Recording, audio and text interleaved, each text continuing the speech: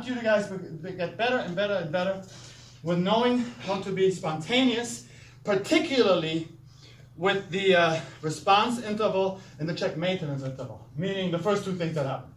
Right? Picking the right block, which I'm pretty sure most of you guys are comfortable with that, right? But the second movement is hard, and that's for two reasons. Number one, okay, let's say somebody's throwing a left punch. Do me a favor, throw a left roundhouse punch at me. So let's say I think I'm doing shielding hammer, right? So I can probably, well, if it's spontaneous completely, I didn't know I was going to do shielding hammer yet. But if I'm in a fighting stance, he throws a roundhouse punch, I can certainly do an extended outward block and feel like, oh man, I got this one. Right up until about that moment, at which all kinds of things could happen, right? So we need to obviously get away from the punch again, from going, okay, since I'm here, I'm going to do this, I'm going to do that next. Right? Well, we don't know that quite yet. You have to determine that and confirm that on the first block, right? So the first thing is always knowing what the best follow-up is. So the block itself is a response, right? And then the next move is maintaining a check, which means actually prevent. So I'm going to hit him in the head before he can hit me with that punch, right? That's assuming he's still standing. This all changes if you went right into a tackle after the punch, right? So you could have done this for 10 years, still do the same thing, and you go, okay, I'm so good with this, I can hit, bam, bam, no problem. And then he goes and punches without me realizing it. Right after the punch, he goes down into a tackle. I'm going 1, 2, and this is what you see happen all the time. So people are surprised by the tackle, and then they have horrible follow-up. Do the same thing again. You see stuff like this. Very likely to start doing this number. No power whatsoever. And not because it's hard to get power in that situation at all. It's just that it was a surprise, right? It's a surprise, and you see that over and over. If you look at any time that a stand-up fighter fights a grappler, the moment that they have their worst basics is right at the moment of the tackle or the leg takedown. But they're not hard to deal with at all. It's just that people don't train for it, right? So the question is, how can we make sure we're ready for even, let's say, a tackle or a leg attack, right? So we're going to go into that right now, and the key is to do it in small increments. If we do all kinds of different things and 5 different possibilities of what he could do to me with lots of different variations on the attack, and I'm thinking of 5 different techniques, and I'm thinking not just about the first move of every technique, but I want to try to execute every one of these techniques. There's no way. Memorization is slow. Recall of memorization is slow. Compared to conditioned response, that's fast. Right? And conditioned response is anything that you're already able to do without having to think. When you're bypassing your thoughts, you can be fast. When you're using your thoughts, you're going to lose.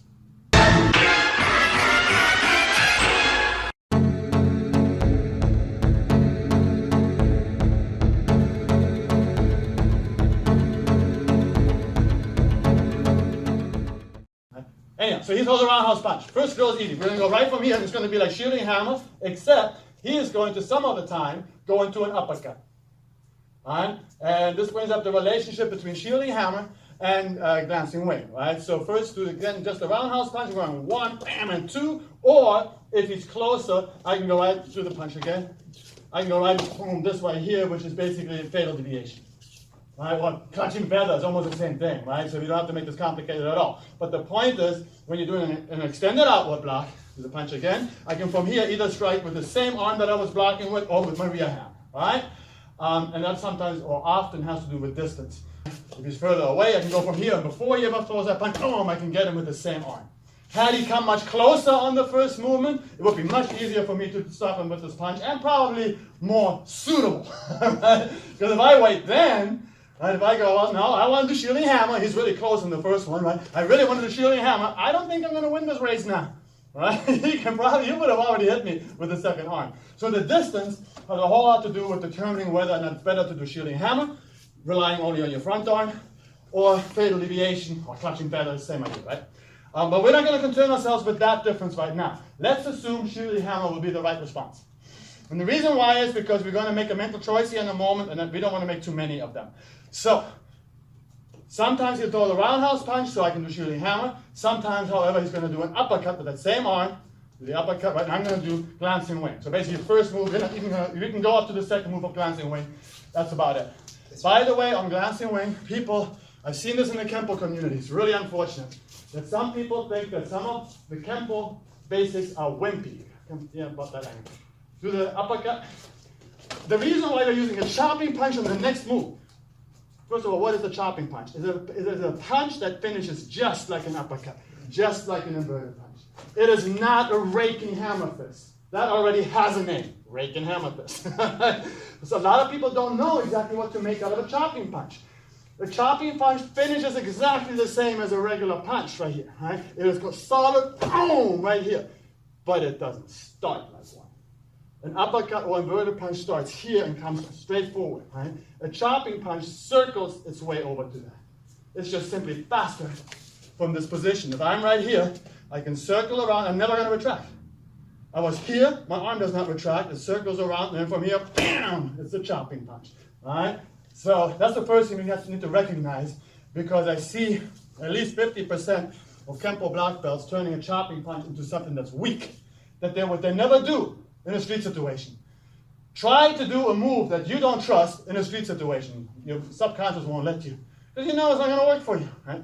So anyhow, if it's glancing wing, it's an uppercut, I'm going to go one, and then boom, two. Oops, sorry, okay? It's the rib shot I was worried about. So all we got to worry about right now is whether or not that arm is really going to stay as a roundhouse punch. Do it again. All right, bam, right here for shielding hammer, or if it's going to become an uppercut. And notice right there, I thought he was going to roundhouse punch me, because he did. He faked with a roundhouse punch, and it doesn't matter. He fakes with a roundhouse punch, and he goes, drops his arm, I drop my arm.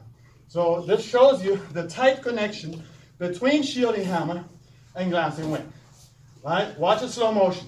He starts with a roundhouse punch, he drops down, so I drop down. No problem. It's like sticky hands or sticky fists.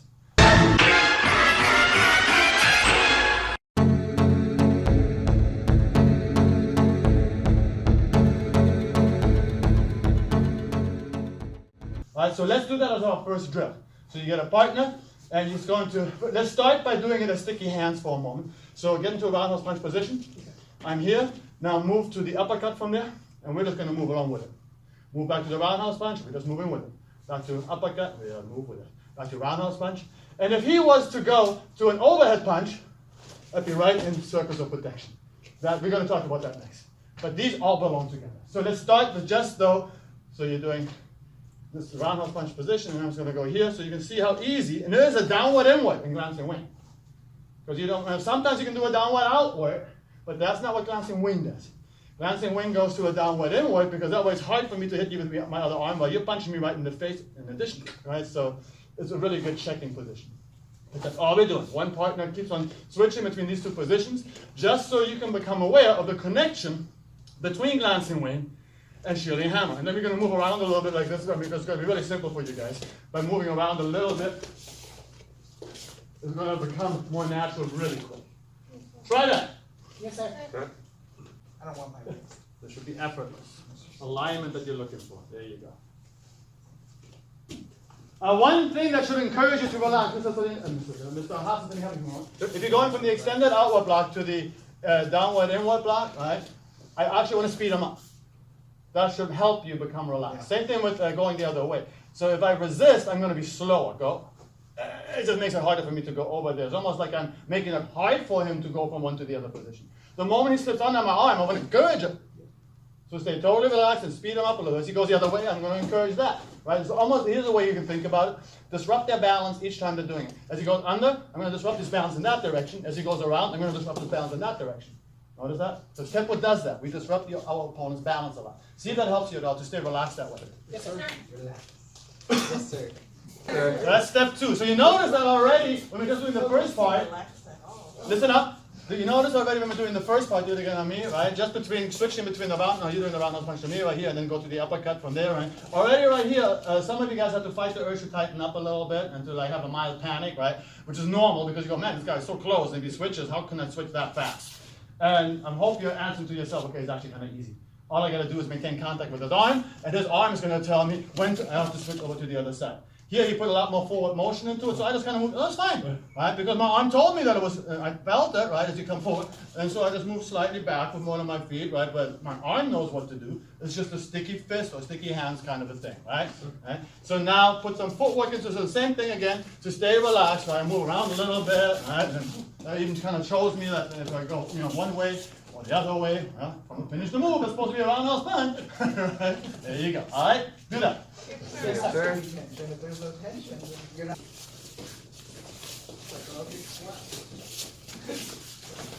I'm thinking. The other thing this does, it gives you realistic timing. And a realistic feel towards fighting. When you're out in a street fight, you're not going to start someone standing in an natural position and your opponent standing in the neutral bow stance and doing a step through. That's the last thing that's going to happen. That's just a starting point for practice. That is not something that you should expect to happen in a street situation. Alright, so that's not so hard, huh? So as long as we go in small increments, this is not that hard. So now the other person does it back. Yes, sir. So we're still just doing roundhouse punch versus uppercut, which means shielding hammer versus glancing wing. So now we're going to do the exact same thing, but do the next move of the technique as well. So that means you got to wait for us to actually, so you do a roundhouse punch, I'm going to go from here, think shielding hammer, then you go under for the second motion, I'm going to do glancing wing. Back to the roundhouse punch. I can also go with a punch. Some of you guys are going to be tempted to do that because I can have one solution for both, right? I can go here, and then he goes with the uppercut, and I can go here. Oh, okay, my left hand has to change now. Then go back up, and bam, go down, bam. So actually, let's start with that first, because that's much easier to achieve. The only thing that's a variable is my block, but I'm just going to keep on punching with my rear arm.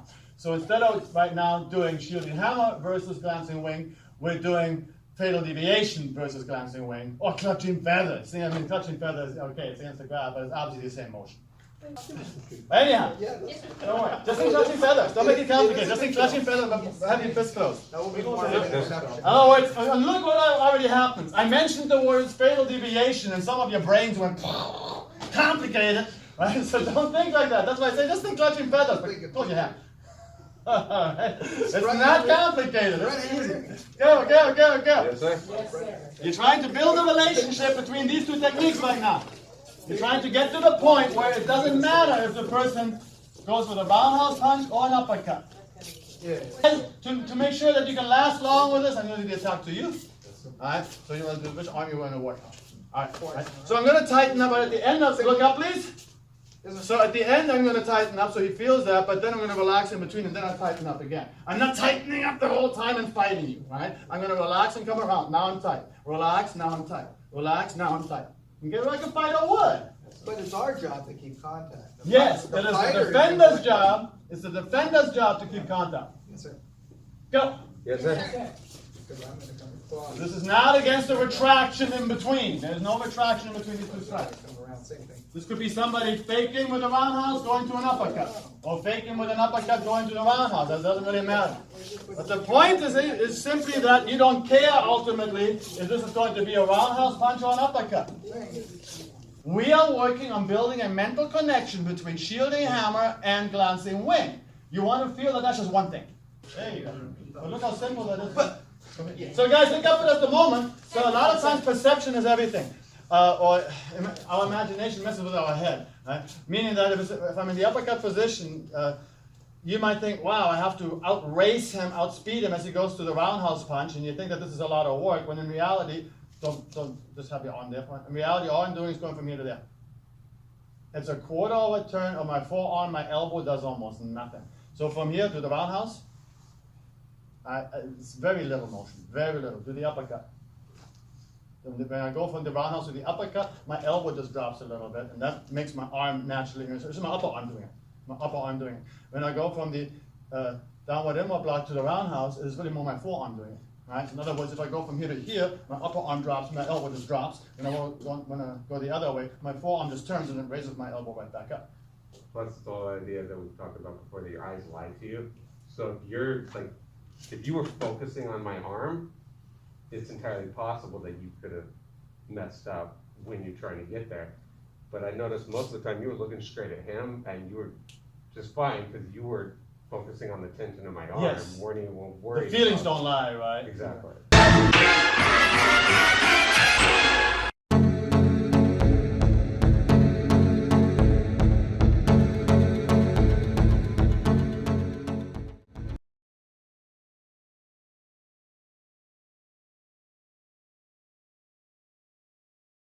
All right, so now we don't have much time to stay on this, so we're going to go to the next drill here.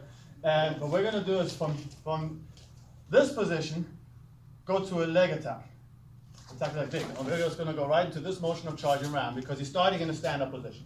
Right? So he does roundhouse punch, throw, and then from there he tries to go for my leg, and that's going to go right to here. Now, not sure why he's going that way.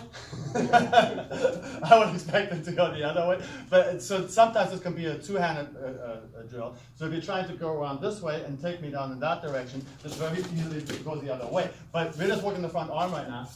So what you want to focus on is on that blocking arm, to just stay in touch with his arm, and as he drops down, you just go, okay, that's where I gotta go. No matter what your follow-up might be, you might have to step back with that side and chop with the other, all right? But that's irrelevant, because where you're gonna miss the boat is right here at the beginning. You're going extended outward block and he drops, and you're going like, ah, all right? That's where people miss the boat, right? So we want to first have absolute confidence in the fact that if he goes down from there, well, I can just go right with that. And there, actually, he walked right into an upward elbow, basically, right, or inward elbow, right? Okay? So let's work that first. Just those two options, from the roundhouse punch to the tackle or leg attack. You just follow right to his neck or to his head. Try that. Be careful. Yes, sir. Yes, sir, that's the one. By having it controlled like this, it also prevents injuries from happening. But you need to stay relaxed, guys. Yes. So for the tackle, I was thinking right shoulder. And going underneath their arm or. So right now it's going to be left shoulder. If I'm throwing this right here, so right now it's going to be left shoulder right here. And so it's actually going to be a tackle. It's actually, what we're working is, right, for this one, is more of a tackle rather than a leg takedown. Because if I'm going to go from here and take your leg, I'm going to want to go this way, right? I'm not going to go for your back leg, right? But if I'm thinking tackle, I'm going to go right here in front of him because it's the fastest way I can do it. So if I wanted to fake him out and go from here, bam, then come down and tackle him, I would be on this side. That's what you have to imagine as the attacker, right? You're trying to hit him with your left shoulder and trying to move him with your left shoulder. Punching arm, that shoulder is the one that drops. Exactly. Your punching arm shoulder is the one you're going to hit him with. So right? So I'm faking with this punch, but it's really back just to get underneath him, and then he followed me, and look how easy he can follow that. Right from here, and I go down, he doesn't even care. It's almost like my motion is causing that reaction if you're ready for it. All right? So which is essentially broken ram. Broken ram relies more on that inward than the outward. The charging ram relies more on that outward, and then comes the inward, right? Broken ram is just a parry with the front arm, bam, and then the rear arm is actually hitting. But what you got to simply be aware of is that in a tackle situation, each arm could be doing some damage, right? You can have an outward motion with one and an inward motion with the other. That's what both charging ram and broken ram have in common, right? All right, do that. So right now it's just either the extended outward block or the tackle with the same shoulder. Go. Create a tight connection between shielding hammer and charging ram versus broken ram. So the anchoring of the elbow is one of the few things you have to really worry about. Keep your elbow anchored so that way the guy can't get underneath your elbow. Keep going.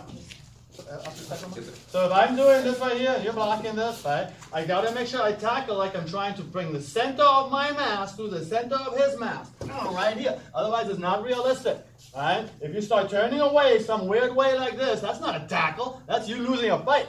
A tackle would be center of my mass on with my shoulder right to the center of his back. Right? So that's what we got to simulate. Go. Yes, sir. Go slow at first. First make it fit so you don't hurt each other. First thing you do is go super slow, make sure it fits, and make sure both people know what to expect. There you go. So you can step the back foot out of the way a little bit to make it. Yeah, the reason why, guys, look up for just a moment. The reason, talk to me one. The reason why I like to step my back foot out of the way a little bit is not just, well, you're not coming at me. You're going over there. I went right there. Yeah, okay, go ahead. All right. So the reason why I step my left foot out of the way just a tiny bit is because I want him to be able to commit. I can be much more brutal, right? Be careful now, right? I can go right from here and go bam and just meet him with that elbow, but I lose my partner then. So I want to have that feel. That's why I'm just kind of moving up the circle slightly when he comes in and going through here. I'm establishing this alignment. Go ahead and move me. I'm just letting him move me. I don't care about that. We're good. I feel comfortable with that. All right. Okay. Yeah, that way it stays a sticky hands drill that way. So do it a little bit more. Yes, sir. Yes, sir. Please. That's it. That's what you want right there. That's it. You're gonna there you go. Move to you can move it back the other way or something back. There you go. That way you feel more comfortable. This way you feel more comfortable. Each of them go further. I can give you a little more oomph in that attack. There you go, guys. They're gonna go in. That's it. Nice attack. Now you're ripping it. That's a good center. Bam, We're right not there. gonna do both of that. Well, the point is not that this is difficult. The point is nobody ever does this drill, and so they get surprised with tackles. Keep going. Yes, sir. That's it. Pretty simple, right? Yeah, wait. Has the other person done it yet? Yep. Yes, sir. All right. And so we're going to do one more. We go back to this, and you need to program this in your brain so that way next time you can get to this much faster. So then you have Mr. Hoskins again. Now we're going to take it from the uppercut.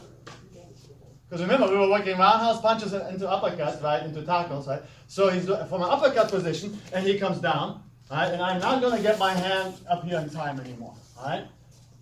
What we did a moment ago was really out of either a broken ram or charging ram. So now we got to go to intercept in the ram. So you're in an uppercut position, right? He comes low and walks right into this.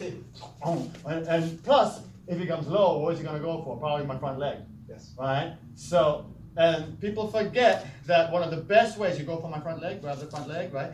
What everybody does wrong is going into this posture when their front leg gets grabbed because they you know, thank you, you don't have to stand up for that now. Your instinct, if you're not trained on this, is to want to move back, which is exactly what the guy that's doing the leg attack is hoping for, right? So grab the leg, and then, okay, now grab it again and grab it a little faster and try to pull it up. How's that working for you? So all I'm doing is intercepting the ram's second part, right? So as he grabs, he's got a good grab there, and if I don't do anything else here, he can certainly ram the shoulder into me more and pull the leg back more, right? And now he's got my leg up, so now he's got my body kind of off balance, so now I kind of lose this battle. Hopefully I have something with my hands to save this, but I should have never let it come to that, right? The moment I feel that he's going for my leg, my knee is going to drop right away, and at the same time you got this, or I got that, or I got that, right? And we have way more than that, because think intercepting the ram. So as you're going for my leg, even if I miss this shot, I've got this right here, right? I've got this, and I've got that. I've got 3 shots down here, minimum. One is the heel hook to the groin. One is a back heel kick, maybe to the inside of his leg. But don't forget that the heel hook to the groin can also be a knee to his chin. All right, so you got all these tools, and you can hook him in the groin, hit him in the chin, kick him in the leg, all from just saving yourself from having your leg grabbed. He grabs my leg, and all of this is happening to him. It's a very active tool that you really weren't ready for at that moment, right? The person does not expect the complete flip of the leg and the anchoring of the knee. What usually when you anchor the elbow is what you're doing with your knee. Try to grab, right? It's like an anchored elbow, right? And the body position that I need in order to do that gives me this, intercepting the ram. So now to grab me and take me down, he needs to have his shoulder up against me. Hard to do when you have this forearm against the side of your head, right? So to make this a safe workout, a safe drill, simply just use your forearm on top of the shoulder. So as this is slow motion, so it came from an uppercut. I had an uppercut. As you're moving down, my arm just does this. You see what's going on? Do the uppercut again. I was here. As you go down, I go here. But also as you're dropping down and grabbing my leg, I'm also turning.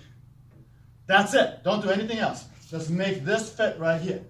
And realize that intercepting the ram is way more valuable than what most people are aware of whatsoever. Try it. Yes, sir.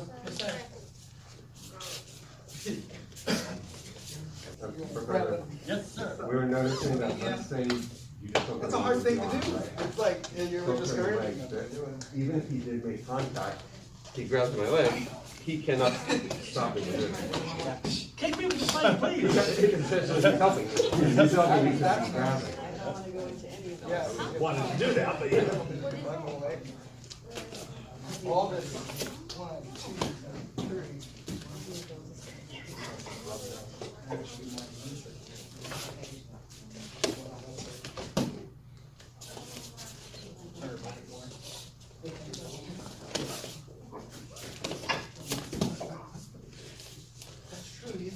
Has the other person done it yet? Yes, sir. Let the other person do We it. both done it. Yes, sir.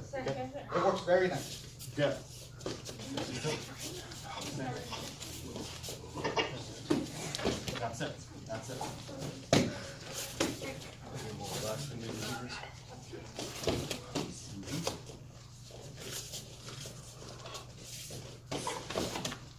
All right, that's great. Now we're going to move back. Mr. Perez, have a moment. Yes. So what we did, we created a connection between five techniques, right? If he does a roundhouse punch, I got shielding hammer, right? From 1 to 2 to 3, right? If he goes with an uppercut, I can go right from here and do glancing wing, right? If he goes from either one of those into a tackle, I can go into either charging ram or broken ram or intercepting the ram. So if it comes from a roundhouse punch, it's much more likely to be like, okay, it's going to go on that side, which makes sense. That is actually the side I would expect the most, because this is my front leg. It's going to go for my front leg most likely, right from here. Then I'm going to go turn this way and do charging ram, right? Had he tried to hit me with the other shoulder from the roundhouse punch, it would be right here, it would be in this position, all right? And we also are talking about, you couldn't be doing this from glancing wing, come from that angle a bit more, from glancing wing, so he's uppercutting and then from there going down, right? Which means now it's a little bit more brutal because my arm is going to turn right here. Now if he comes in so much that I'm getting my arm jammed up, I'm still going to drop this way because I'm worried about my leg. And look what happened to my arm, it came free again because now, bam, that's a really nice strike, all right? I just come down with this. If I can drop my knee, do the uppercut again, if I can drop my knee, I can turn my body. Makes sense? I don't care where his head is at. You follow? Yes, sir. Right? But of course, there is a possibility I might even from an uppercut have to go the opposite direction. We're going to worry about that later right now. But the point is a very tight connection between four techniques. Shielding hammer, or glancing wing, or charging ram or broken ram, or intercepting the ram. They all belong together, and you need to be able to switch from one to the other. All right? Okay, line back up. Yes, sir.